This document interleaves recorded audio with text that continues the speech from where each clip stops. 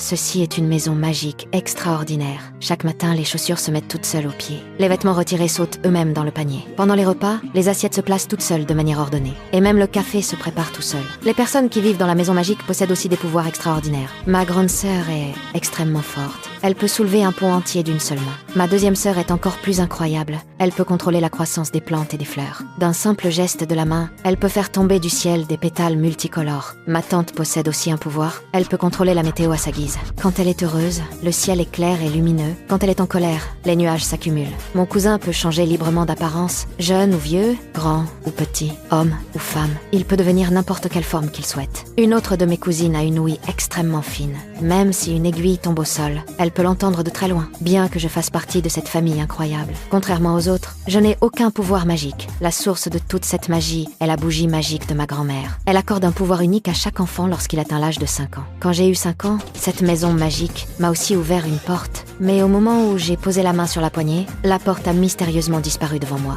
Depuis ce jour, ma grand-mère ne m'a plus jamais souri comme avant. Ma grand-mère, qui plaçait beaucoup d'espoir en moi, est devenue froide et distante. Même si je n'étais pas favorisée, je continuais à vivre avec optimisme. Jusqu'au jour où j'ai découvert que le sol commençait à se fissurer. Les fissures se propageaient au mur, et même la bougie magique qui maintenait les pouvoirs familiaux était presque éteinte. Je me suis précipitée pour prévenir ma grand-mère, mais lorsque tout le monde est sorti de la pièce, tout est redevenu normal, et la maison magique semblait intacte. Personne ne m'a cru, et ils pensaient que j'inventais des mensonges. Cette nuit-là, je n'arrivais pas à dormir, alors je suis sortie pour me changer les idées. En passant devant la fenêtre de ma grand-mère, je l'ai entendue se parler à elle-même par hasard. C'est alors que j'ai découvert la vérité. Elle savait déjà que la maison était en train de s'effondrer, et lorsqu'elle s'effondrerait complètement, tous les membres de la famille perdraient leur pouvoir. Ma famille ne m'a peut être pas traitée comme je l'aurais voulu, mais je les aime profondément. Je ne peux pas laisser cela arriver. Alors j'ai décidé de sauver cette maison. Pour chercher des réponses, je suis allée voir ma grande sœur. Elle m'a dit que nous avions un oncle disparu depuis des années, qui possédait le pouvoir de voir l'avenir. Il avait prédit que si personne ne l'arrêtait, la maison magique finirait par s'effondrer. Le problème, c'est qu'il avait disparu depuis longtemps. J'ai fouillé secrètement son ancienne chambre,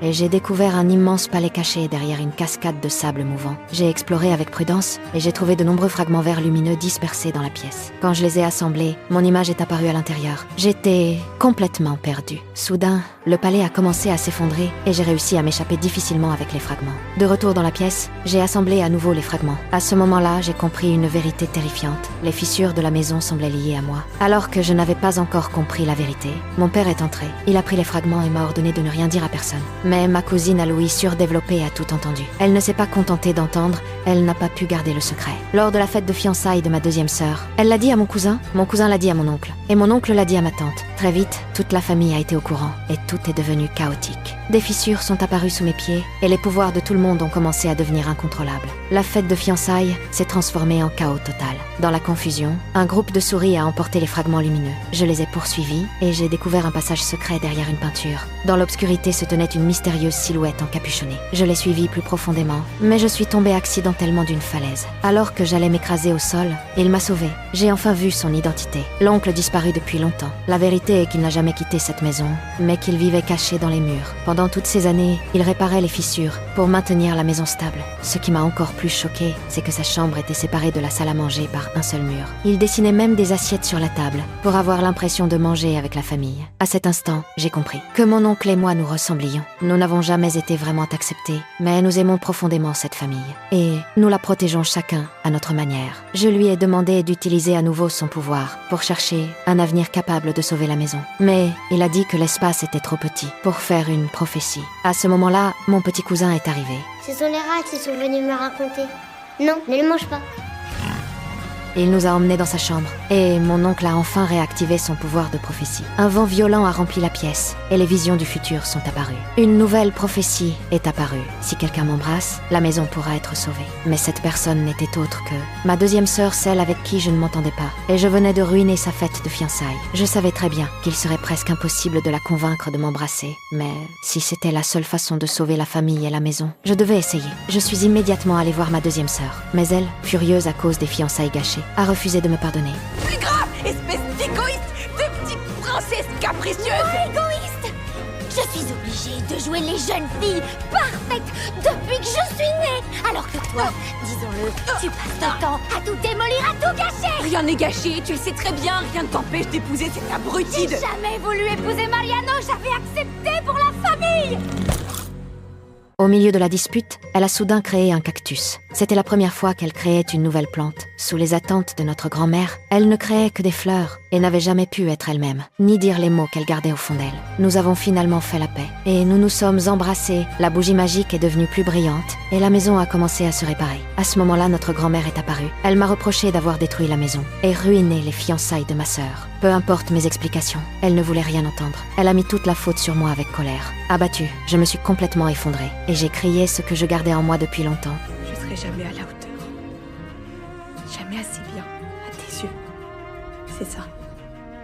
Tu refuses de voir que j'aurais tout essayé.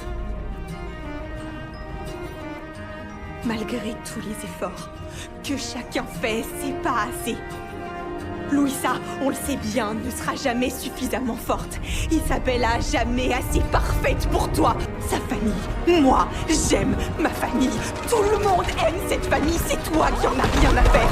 C'est toi qui détruis la maison. C'est le miracle, c'est ainsi uniquement par ta faute.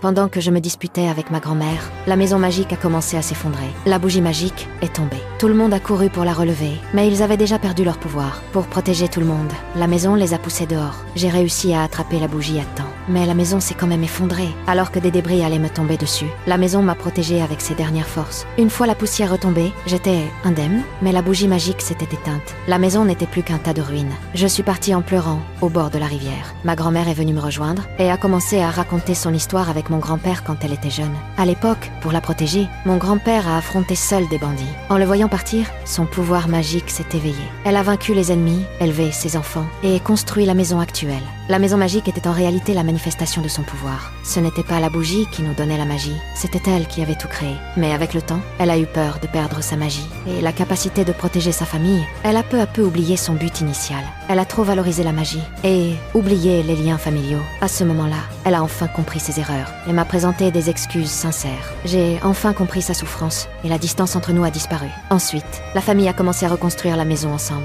Les villageois sont venus aider aussi. Très vite, une nouvelle maison a été construite. Tout le monde m'a demandé d'installer la dernière poignée de porte et j'ai enfin été acceptée par ma famille. Quand j'ai posé la poignée, un miracle s'est produit. La maison magique a retrouvé son pouvoir et les capacités de tout le monde sont revenues. En réalité, je n'étais pas sans magie. J'avais hérité du pouvoir de ma grand-mère. Depuis ce jour, nous avons vécu heureux ensemble.